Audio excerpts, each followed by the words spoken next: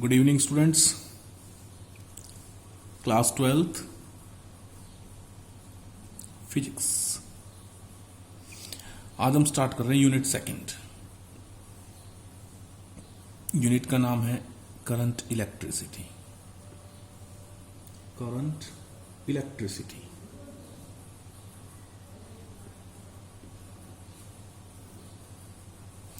चलिए, सबसे पहले हम पढ़ते हैं electric current.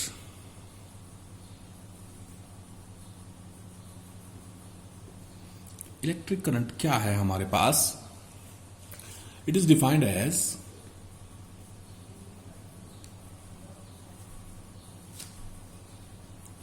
Flow of charge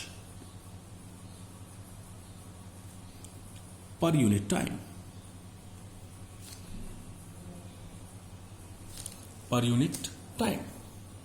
Electric current is defined as flow of charge per unit time. Electric current denoted by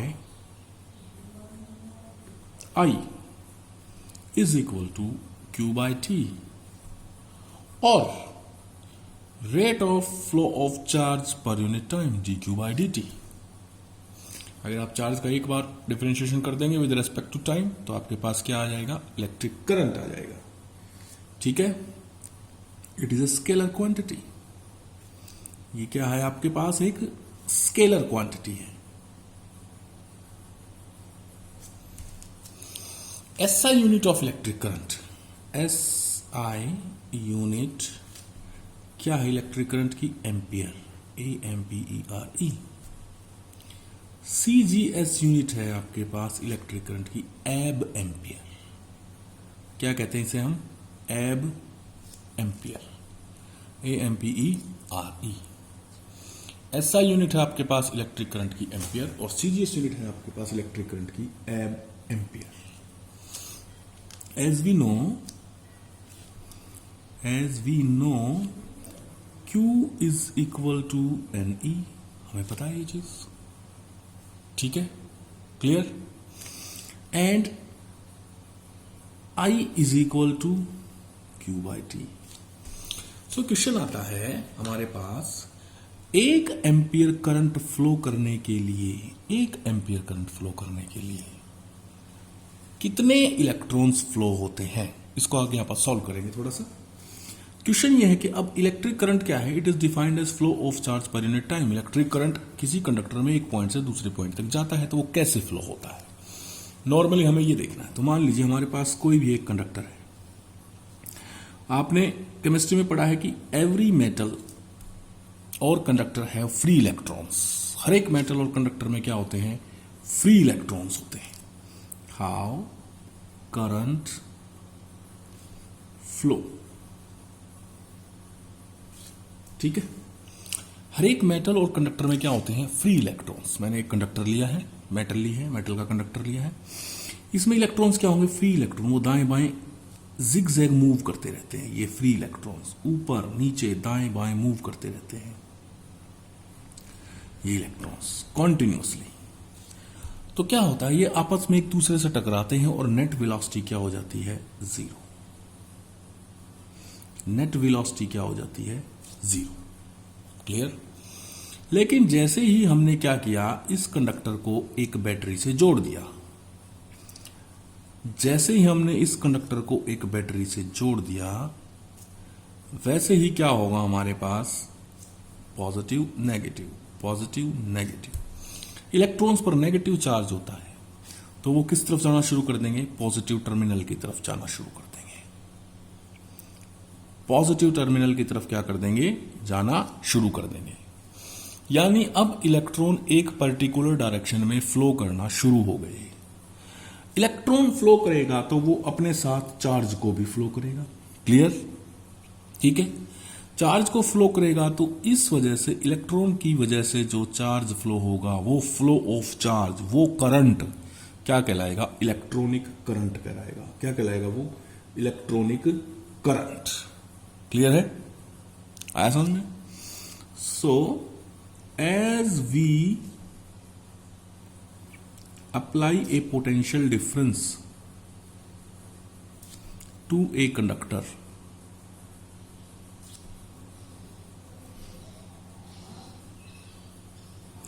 as we apply a potential difference to a conductor, then electrons start to flow from lower potential to higher potential. Lower potential to higher potential. ठीक है. Hence the current which flow due to the flow of electron is called electronic current. जो current in flow of electron की वजह से flow करता है, इन electron की वजह से, that is called electronic current. उसे हम क्या कहेंगे? इलेक्ट्रॉनिक करंट कहेंगे. क्लियर है? बोलिए. इसके ऑपोजिट वो करंट फ्लो होता है जो हमारे यूज का होता है. ऑपोजिट, इलेक्ट्रॉन के फ्लो के ऑपोजिट. ठीक है? Clear? So the current which flow opposite to the electronic current, opposite to the electronic current is called conduction current, and that is of our use. ये current क्या होता है? हमारे use का होता है. नॉर्मली इलेक्ट्रॉन क्या होते हैं कंडक्टर में? फ्री इलेक्ट्रॉन्स क्या करते रहते हैं? दाएं बाएं मूव करते रहते हैं. नेट वेलोसिटी क्या हो जाती है? जीरो. जैसे ही पोटेंशियल डिफरेंस अप्लाई किया, लो पोटेंशियल से हाई पोटेंशियल की तरफ इलेक्ट्रॉन मूव करने लग जाते हैं. जो करंट इलेक्ट्रॉन की वजह से फ्लो होता है that is called electronic current. और जो करंट क्या होता है आपके पास, किसकी वजह से फ्लो होता है? इसके ऑपोजिट जो करंट फ्लो होता है वो क्या कहलाता है आपके पास? Conduction current. And that current is of our use. Clear? चलिए आगे चलते हैं.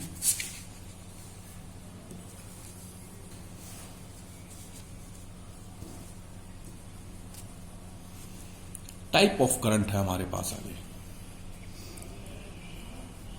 Type of current. Type of current क्या है हमारे पास? हमारे पास बेसिकली दो टाइप के करंट है. Number 1 alternating current, number 2 direct current, DC जिसे बोलते हैं, direct current. Clear? Alternating current को हम शो करते हैं इस तरह से. ये लीजिए. डायरेक्ट करंट शो होता है हमारे पास आई इस तरफ, टी इस तरफ. डायरेक्ट करंट आई इस तरफ, टी टाइम के साथ. ठीक है? नंबर 2 है आपके पास. इसका क्या होता है? मैग्नीट्यूड कॉन्टिन्यूसली चेंज होता है और डायरेक्शन पीरियोडिकली चेंज होती है. क्लियर? यानी मैग्नीट्यूड और डायरेक्शन टाइम के साथ चेंज होती रहते हैं. ये क्या करता है? Change in magnitude and direction with time. ठीक है? और ये क्या करता है? Constant in magnitude, constant in magnitude. Clear? Number 3 भाई. 3 क्या है हमारे पास? ये क्या करता है अपने पास? सिर्फ हीटिंग इफेक्ट दिखाता है. Heating and magnetic effect. सिर्फ heating and magnetic. Show heating effect. ठीक है? ये क्या करता है? Show heating chemical effect of current. ये केमिकल इफेक्ट ऑफ करंट भी दिखाता है, बैटरीज। ठीक है, क्लियर। नंबर 3 हो गया। तो ये बेसिकली हमारे पास क्या आ गया, डिफरेंस आ गया। किसमें डिफरेंस आ गया, ये हमारे पास alternative current and direct current में। बोलिए, यहां तक कोई दिक्कत है? आगे चलो। अब देखिए, जैसे हमने पढ़ा है कि अगर हमारे पास स्ट्रेट लाइन में लीनियर मोशन करते हैं इलेक्ट्रॉन, सीधी लाइन में है यहां से यहां तक, तो जो करंट फ्लो हुआ वो हमारे पास क्या आ गया, I is equal to Q by T. Clear है। अगर मान लीजिए इफ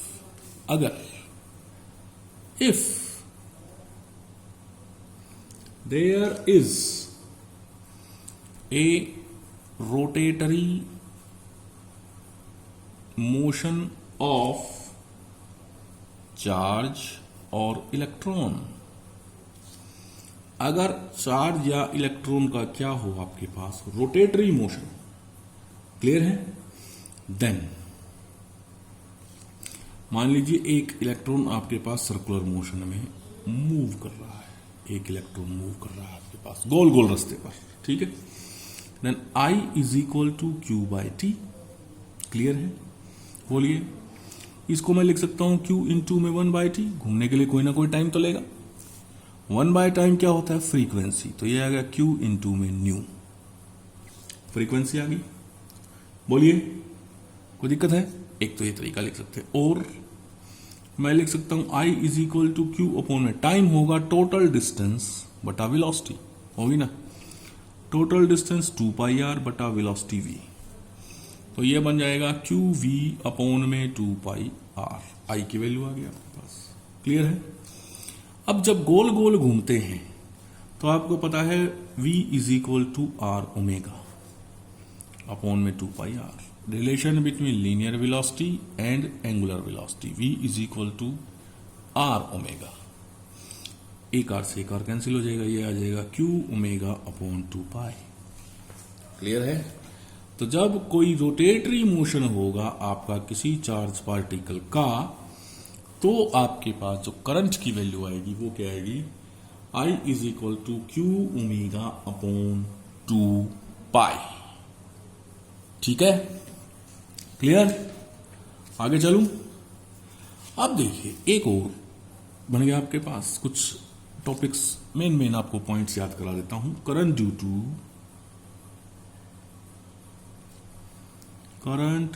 टू ट्रांसलेटरी मोशन।